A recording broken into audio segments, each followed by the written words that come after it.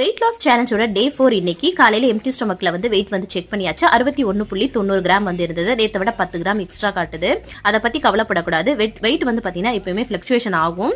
Ignore பண்ணிட்டு நம்மளோட வேலையை கரெக்டா பண்ணணும். காலையில எம்டி ஸ்டொமக்ல ஒரு பிளாக் காஃபி வந்து குடிச்சாச்சு. பிரேக்ஃபாஸ்ட்டுக்கு வந்து பாத்தீங்கன்னா கொஞ்சமா கோதுமை ரவை வெண்பொங்கல் கொஞ்சமா நெய் போட்டு தான் வந்து பண்ணியிருந்தேன். அது கூடவே கொஞ்சமா தேங்காய் சட்னி வச்சு சூப்பரா சாப்பிட்டாச்சு.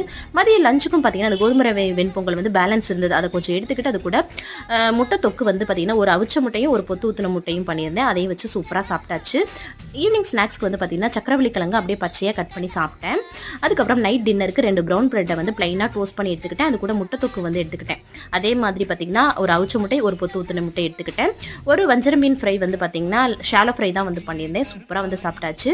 வெயிட் லாஸ் பண்ணும்போது சில விஷயங்கள் வந்து காமனா வந்து ஃபாலோ பண்ணணும். அதை வந்து டீடைலா ஒரு மினி vlogல வந்து ஷேர் பண்ணிருக்கேன். அதோட லிங்க் வந்து மேல இருக்க ஏரோ மார்க்க செக் அவுட் பண்ணி பாருங்க.